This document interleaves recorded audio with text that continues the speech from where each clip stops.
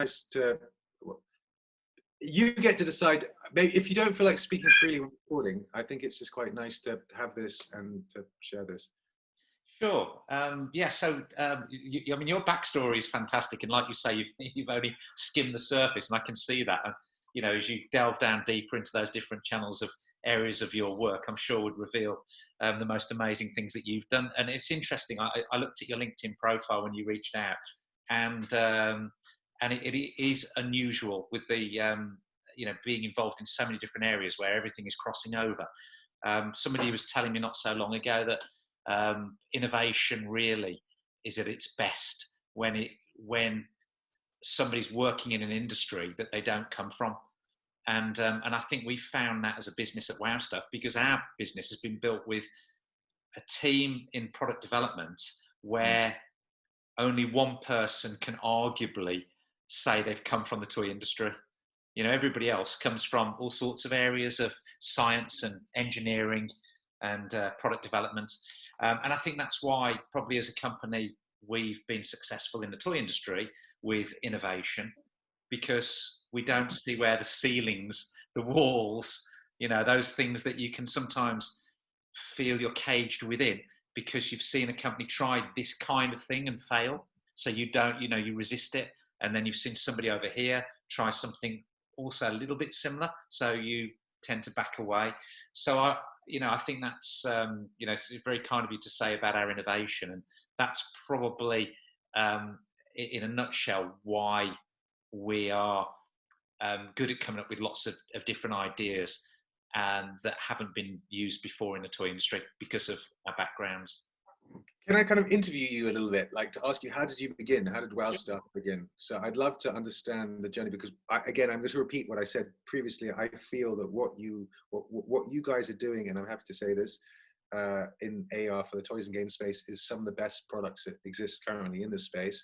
And I referred previously to the Rick and Morty cup, and it's a perfect use case of when does AR make sense for consumers? When is it going to actually really add value? And I think that experience of playing with AR in the morning when you're having your coffee and seeing the cup come to life, and specifically the irreverence of Rick and Morty. And I'm a huge fan, and as an animator, my dream was always to create an animation series like Rick and Morty. It would be would have been my ultimate goal. So to see someone bring that into the physical space, like what you've done with the cup, was brilliant. So again, I see you guys when I come to your stall, and when you were in the Toy Fair in New York, our booth wasn't too far from you, so I'd keep coming back to your booth just to see and play with your products, because I was intrigued to learn and understand. So to have you on the call is a huge it's a huge honor. I mean, it's too big a grandiose a word, but it's a victory, maybe. Thank you. Well, thank you, Luke. Very kind words. I'll probably now not live up to any of your expectations, I'm afraid. That's not true. People are sharing you on LinkedIn already. Yeah. Well, I mean, LinkedIn is an interesting one in itself, isn't it? You know, was it 10 years ago, I guess LinkedIn didn't exist.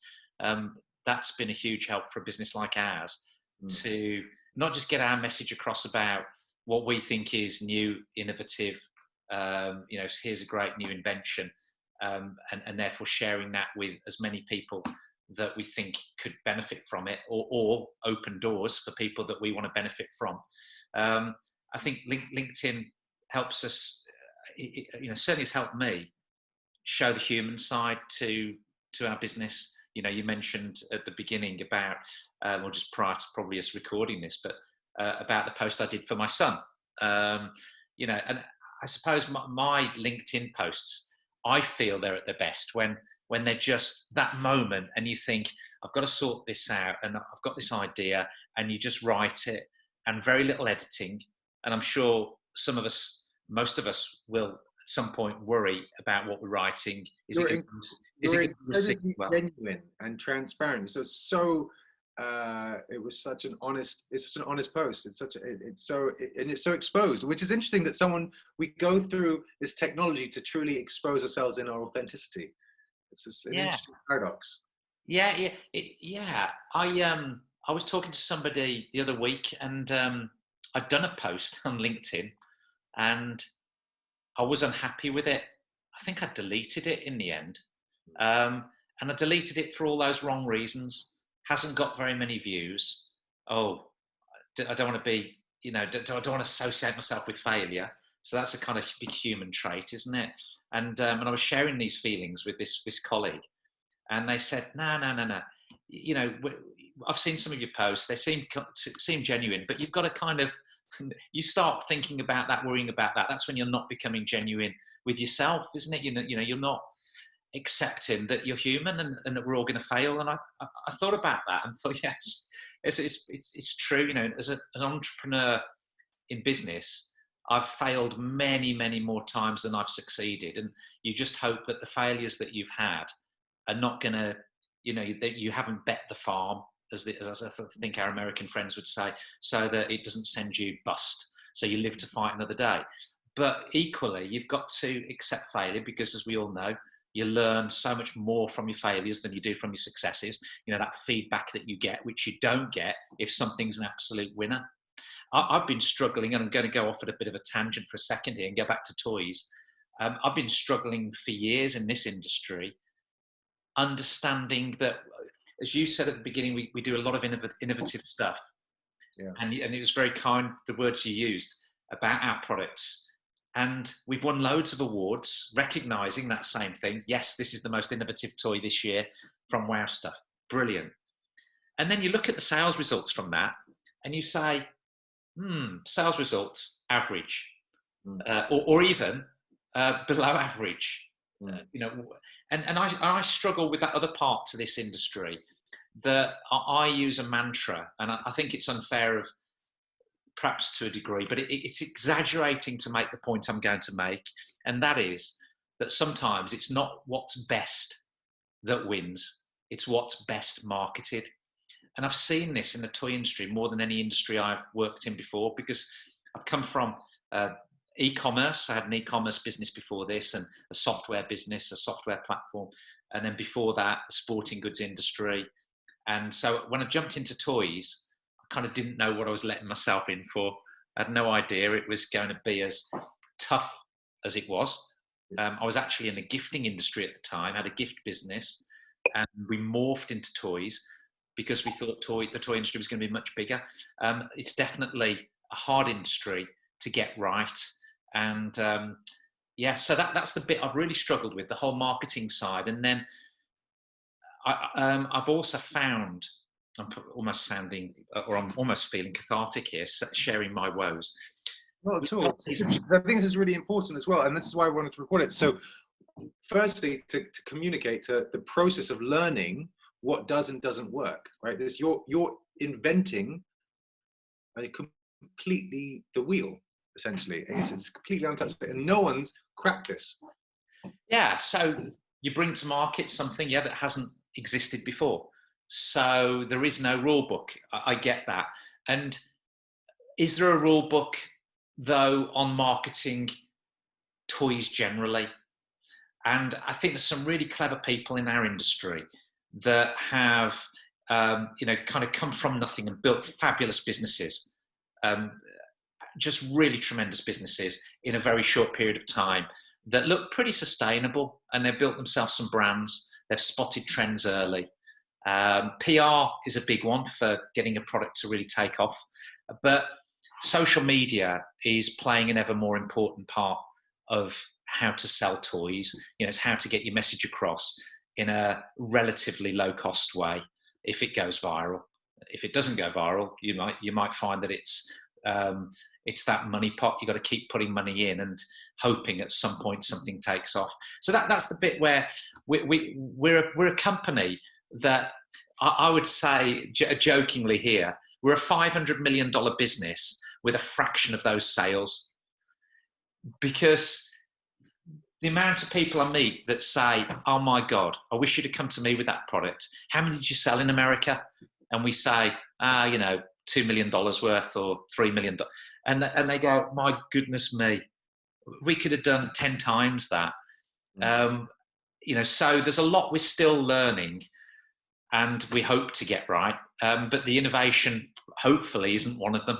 That's the bit that we seem to have yeah, I don't think we're the gurus on all things innovative, but in the spheres that we work, we're good at it.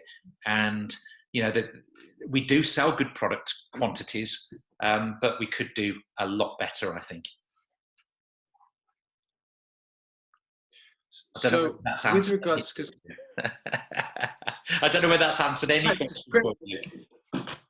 I think I'm really grateful for your candidness and your honesty. It's basically so what's the secret, in your humble opinion, or your opinion, to creating a good AR product for toys? What makes a product good? How does it? What's the secret? What's your secret sauce? And there is no secret sauce, so it's a catch-22. But give your best insights into how audiences can win with AR in the toys and game space, as an example. My immediate reaction would be to say, I'll tell you when I get there. But we've done the invisibility cloak with Harry Potter. How does that work? Well, brilliantly is the answer. It's brilliant. It's kind of tongue in cheek, of course, but actually, in practical use, it is fantastic and it does work brilliantly. And the response that we get from people who use it is tremendous. That launched, and then one of the big stars of American TV did an announcement directly before the Christmas it launched and said, "My God, this Harry Potter invisibility cloak is the best toy I've ever seen. It's absolutely tremendous. You don't even need the product. You can just download the app." And of course, what then happened is the App Store, or certainly our server, crashed. Everybody downloading this app all at the same time, all within the space of 2 hours. And this was, I think it was Christmas Eve, because Christmas Day and Boxing Day, the whole team worked around the clock for like 48 hours, no sleep, just trying to get everything sorted again, and emailing every single person who was downloading it and causing it to break and not be able to get it to work. So the people as well who'd bought the actual product then couldn't use it. Anyway, we fixed it, and actually it turned out well for us, because the goodwill that we got back from everybody was just beyond anything I could have ever imagined. It was just phenomenal, and the publicity in a positive way was fantastic. But in terms of AR in toys and what's the secret to success, it's got to add value. It's got to give a play factor. It's got to be playable. The mugs that you mentioned, the Rick and Morty mugs, and we did a few more. They did work well with AR. You point your phone at it, it launches the app, and suddenly you've got the Rick and Morty characters running around your mug of coffee in the morning and doing different things. And you can even touch the screen and push Rick into the coffee, and it's quite funny, and a lot more besides. And of course, you can take that stage further. You could link it through to episodes just by clicking on it, or even secret reveals and all sorts of different weird and wonderful things. Was it something that consumers resonated with? Was it something that could add value in a way that somebody would pay a little bit more for it?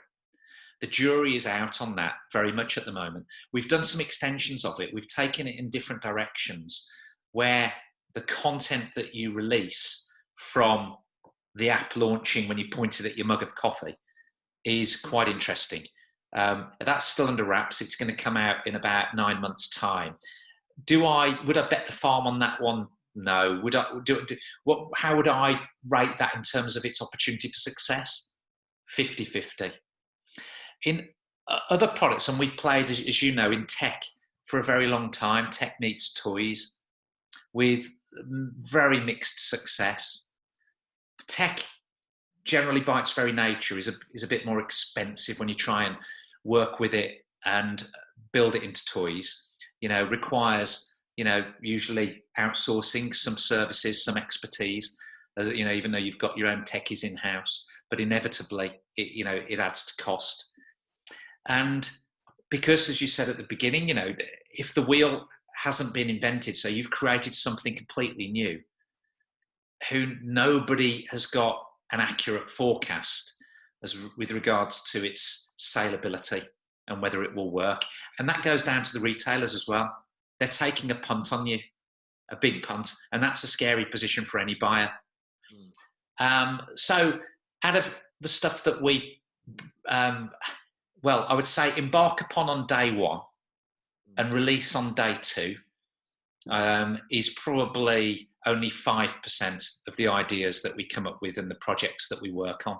So they get whittled down quickly as you go along. And sometimes you can go along for quite a long period of time, developing something out. But AR and VR, we were working on, I don't know, 5 years ago, 7 years ago. I'm remembering now a project that we did for a media company that actually brought VR and AR together. So this is going back quite a while, and it resulted in something quite extraordinary, and still is right now. Hasn't come to market. The media company decided to build a narrative, a story, a brand around our toys. So they'd seen some of the stuff that we'd done at that time, liked it, and felt that it was very powerful enough for them to build a new type of cartoon, but just around the merchandise, but with tech at its very center. They did that, and then I found myself with my colleagues doing road shows for a week in America, presenting this to big toy companies, very big toy companies. We were a very tiny fry at the time. And they came back, loved what we'd done, wanted the tech and the toys, but didn't want the cartoon series. So that was very unlucky for us both, both the media company and ourselves. But I think that's what it was. It was just a bit of bad luck. It could have easily gone the other way, and they loved the cartoon, not the tech. But it could have gone, but they liked them both, and we would have had a big hit on our hands. So what you would have developed the series out of the toy? You would have built a series, and then you would have been responsible for creating a series and writing the scripts and doing the story, but you would just farmed it out to a studio? No, it was a very big media company who have got their own script writers, have got their own, full-on teams who day in, day out live and breathe creating content. And so, very big company that they were going to create the new cartoon hit series off the back of the toys that we could create. And we were a fraction of the size of the company we are now. We've got a lot more talent, we've got a lot more expertise, but even then we had a good nucleus because we created some great product, some really, patentable, it has been patented, some stuff that was definitely ahead of its time. I think if it had to come out, probably now 5 years ago, the toys that we created were probably still a little bit too far ahead of their time. And sometimes timing with tech especially is so important. I'm sure people have come up with a social network like Facebook before Facebook did. But if you launch too soon and the market's not quite ready, you can be too early. And we've seen that happen in toys. You're ahead of a trend too far. You sometimes have to, bite your tongue, hold it. I say that a lot to my colleagues because they come up with some extraordinary things. And on a few occasions, I found myself just not feeling right about the launch timing. And then we've held back, and it's been a good judgment. I don't know why. I'm not saying I've got some kind of special ability to spot when timing is right. For sure I haven't, but it certainly never felt right at the time. And then maybe you're starting to see a trend, and then you're able to launch it just ahead. We've got simple tech in a product that's actually sitting on my desk here. This item's called Chibis. They light up? Yeah, you press it, and now when I speak, you can see that it matches exactly to the words I'm speaking. So, of course, the key about this, and this, if it wasn't as light in here, that you'd see this whole creature lighting up. But you put your music on, switch your Spotify on, and away you go. You've got a character that will flash to the beat of music. We were working on that. Couple of young girls, best friends since 5, brought that to us. They actually now work in our product development team. We developed it out. They wanted to launch it a year ago. I think if we'd have launched it then, it would have failed. If we launch it over the next 6 months, there's now a trend that's just been identified on TikTok. So yes, TikTok's a trend in itself for so many things, but within TikTok, kids are, and well, I say kids, teenagers, playing music and getting torches and LEDs and all sorts of stuff, and they're trying to replicate the beat of the music using the light. And this is actually something, therefore, that does that automatically, and it could be just that bit ahead or just on time for the trend. So a secret so if we to unpack this, the secret that you're looking for is to recognize trends before they're happening within the toys and games space, and seeing where digital is going to enhance or add value to that particular trend, or the introduction of digital to that physical product is got to meet at a crossroads where this trend is sort of emerging, or there's a potential desire for it. The obvious use case is Pokemon Go, and that perfect synergy with Niantic kind of went, now we're going to release this app. We have we're going to create a version of AR that's not quite AR, but with location-based tracking, and then we launch it at a time when there's at the height of the Pokemon craze, and people feel, and it was just and that's everyone's go-to of like the best successful product.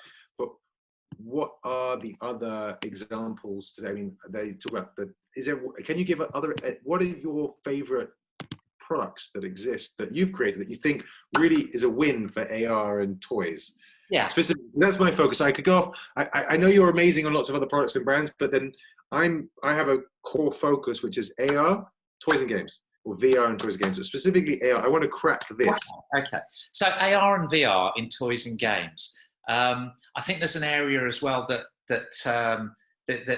kind of gets involved in this, but I have to be careful what I say.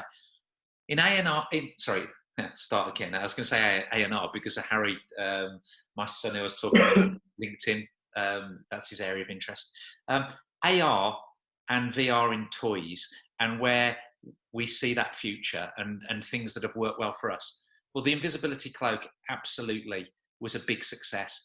Up until that point, in augmented reality mixed with toys, the closest, biggest success by far was absolutely Pokemon Go, you know, as you've mentioned. Where it will be in the future, what part does AR have to play in toys? There might be a merging of a number of different technologies to create one whole. So the parts being, the greater, the whole being greater than the sum of the parts. That is probably the area that we are most embedded in. Not just backing AR, just one horse, and trying to create the perfect AR toy. We were lucky in some ways in doing that, with the cloak. To a lesser degree, it's not strictly AR, but where you combine AR with VR and maybe with some other technology as well. I'm cautious on what I say, but I think the combination of that could create something very powerful. And like a lot of these things, first mover advantage, very important. That's the brand that will get remembered. That's how you build a brand, being first into the minds of the consumer, not necessarily by being first, because like the analogy I gave you about Facebook, were they the first social networking platform? Probably not, but were they the first into the mass consumers' minds? Absolutely. MySpace, High Five, those are the ones that came before it, but I remember those. True. Um, are you allowed to talk about Lego? No, you don't want to talk about anyone else. You don't want to specifically focus on any brand. You're like, because we're recording, which I totally respect. Because Lego's in-store AR experience was a big success, really improved sales. Lego's kind of haunted house, kind of interactive AR experience with their physical products. I'm happy to say, when I spoke to people in New York, I went around the stores, I said, well, how's it doing? They said, not great. I didn't say, it wasn't my words. The store people, when I asked, so that it's not doing great, which surprised me, because I thought it'd be really, I was like, why isn't this doing great? Why aren't more people biting on this Lego? It's AR, it's interactive, it's building a bigger universe around it. These are all the things that I would have thought were the hooks for people at the time. Well, there's a great... They tried to create a completely new universe, though. So maybe for me, it was about the disconnect with the world they were bringing you into that didn't have any emotional value. Well, when Toys R Us were around, they used that as the reasoning behind why they didn't like VR and AR, because it was a disconnection with a physical product. So there was, on the one hand, say, a headset, and on the other hand, there was a separate toy, and almost ne'er the twain shall meet. And I remember having those conversations with them 4 or 5 years ago, and their concerns over that. I think that there is a big element of that. I think there's also a timing issue, as I was saying earlier. I'm sure when Tesla launched, the take-up, well, it clearly wasn't like it is right now. And I think a lot of the bigger car companies, a lot of them would have scoffed at what Tesla were doing. And now look at them, and timing is so important. Now, if you're an early mover and you're first mover, or you're pioneering, a lot of those people go bust. Or if they've got brilliant... It's not endless. Big companies, billion-dollar companies have gone bust. Yeah, but if you can stick it out long term and you can raise enough finance to keep going, you can sometimes get a brand leader position, like Tesla has clearly done. But it requires a lot of balls, and I think a lot of leadership values, so people will follow you and just keep putting the funding in that you're going to require until eventually you can be self-sustaining. So I think with VR and AR at the moment, there's the timing issue. There is the disconnect issue that you've talked about there as well yourself with the whole Lego piece. How connected, also accessibility, cost. There's a number of little things. Something will come out that will connect them, is my belief, and will create a new norm. And we don't know, I don't want to predict, but we've got ideas of what we want to do. And I'd like to think we'll be first, and I'd like to think we'll be the creator of a new category. But I think there's a third component to it, so VR, AR, and something else that connects this whole thing together in a meaningful way. That those parts are greater when they're combined to make the whole. Sounds cryptic, but it's something we've worked on for a long, long time. And we have shown a lot of people under NDA, and we've had lots of people either not get it or tell us why it would never work, or on a very few occasions say, this is the best thing we've ever seen. And on one occasion, one of the biggest toy companies in the world saying this is the best thing we've ever seen. Which product was that? And we want to back it. We haven't brought it out, so this is the product I'm alluding to. That I'm saying it's something that we'd like to bring to market, and we'll do it, we believe, at some point. And it's an AR product. It's got a combination of things. Okay. Sorry for sounding so cryptic. It's a very sensitive product. Okay, so to shift focus, what do you see the? I'm going to ask you. Do you see the value in AR brochures, for example, for toys and games companies? Speaking straight from the gut, I think the problem that I have is any bit of extra work that you're asked to do that doesn't add huge, tremendous immediate value, and noticeable and makes my life so much easier is a step too far. Even now, people will still use books to read and not digital devices, because sometimes a book is even easier than switching on your device or locating the app. And I think this is what people will wrestle with. So take up is not accessible, easy enough.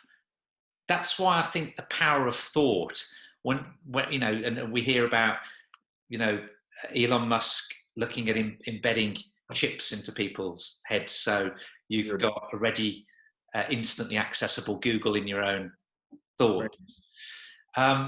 That's ultimately, that speed of thought is, you've got to aim to get as close to that as possible. That ease, it's about ease. You know, it's absolute ease of use combined with tremendous value. Entertainment, accessibility, fun. Yeah, all those things that add value combined with ease of use. Really, really great ease of use. Have you seen, who are your top 3 AR products? You know, I'm going to sound really Luddite, is that the right word? I don't really watch other people's AR products. So I kind of meander along, working with our team on our imaginations on where they could take us, rather than looking at other people's products, which I do look at other people's products, but I don't spend time even thinking too much unless something is extraordinary, unless something really, really massively grabs me. And then I'll be probably thinking, oh God, someone's done something better than I think we could have done, or they've already occupied the space. At that point, it's already happened. When I work with our teams, and you know, and I can't answer for them, but I'm just constantly saying, well, why couldn't we do this, and why can't we do that, and why? And probably 80% of the time they say that's already been done, or this has already been done. You know, so really trying to use our imaginations. That's probably where I'm at, to try and create wheels. And are you marketing as well as building and creating and innovating everything? As you doing the whole? Yeah. So you'll work with you work with an existing licensed brand like Harry Potter. You will come up with an idea, say, listen, what would be awesome is to create the AR cloak so you can go invisible. They go, great. There's a story around it. There's a relationship with it. Is that kind of? Yeah, we're a bit like an advanced inventor company, you know. So we've got. It's the dream. Yeah, you know, seeing your ideas, you know, on the shelf of Target, Walmart, Tesco, you know, Amazon, Smith's Toys. That's our ability. You know, we can take, you know, the hand drawing and make it a prototype, and then make it a full production product under one roof. We've got, you know, we do 100% of our products are not distributed products. Everything we sell is what we've created. So we don't carry other people's lines. We do use other inventors occasionally, here and there. I think we could count them on one hand, the amount of inventors that we've used, although we now have an inventor relations department, and we do reach out now to, you know, we realise that 1 + 1 can equal 3 for sure. Yeah, so you know, Coco Melon is a big brand that we've signed. I think we've been very creative in that. We found a really great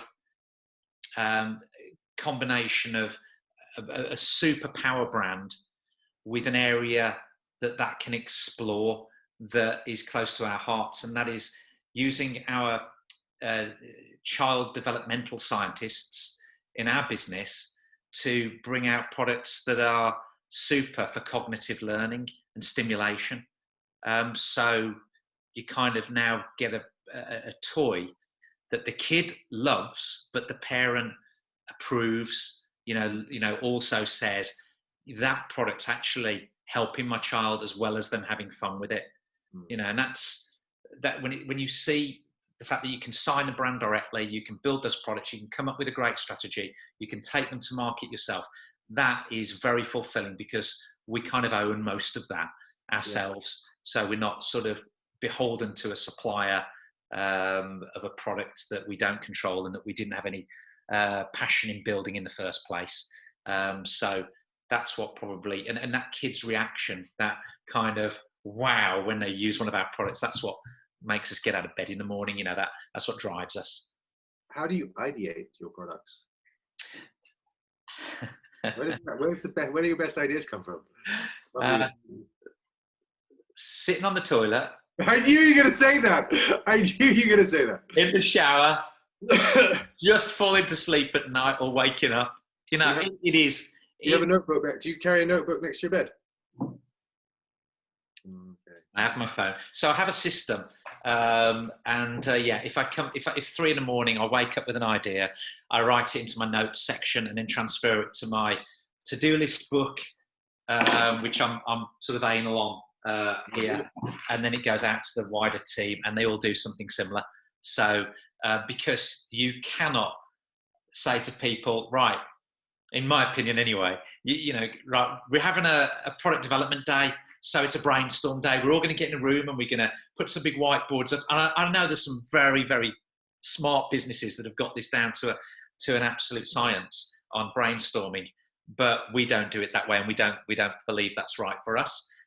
But ideas can come from anyone and anywhere at any time is our kind of guiding philosophy, and they really do. It can be the taxi driver, it can be the inventor, it can be us, it can be someone who sees something else in a different sphere, comments to us, and then we think that could work if we adapted it for us in this area, and so on and so forth.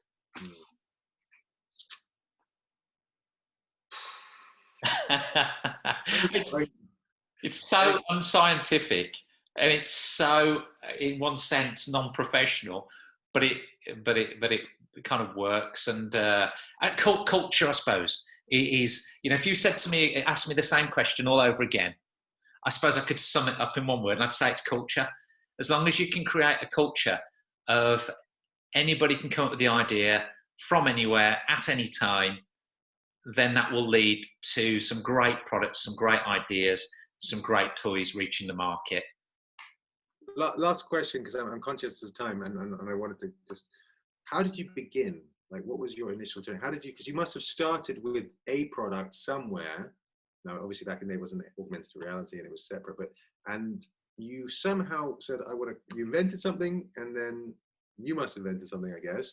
And then you said, I'm going to bring this through the whole pipeline process. I'm going to do this myself. It must have, because you've decided to continue that process. It started off with a failure. It started off with my two co-founders, Graham and Kenny, who are both scientists. Okay. And they were at digs together in Scotland at university in Stirling. And they were sharing their digs. So just the two of them, one bathroom and one towel. And they were broke. And they had one bathroom towel they were sharing. And they came up with an idea, and they created a new type of towel.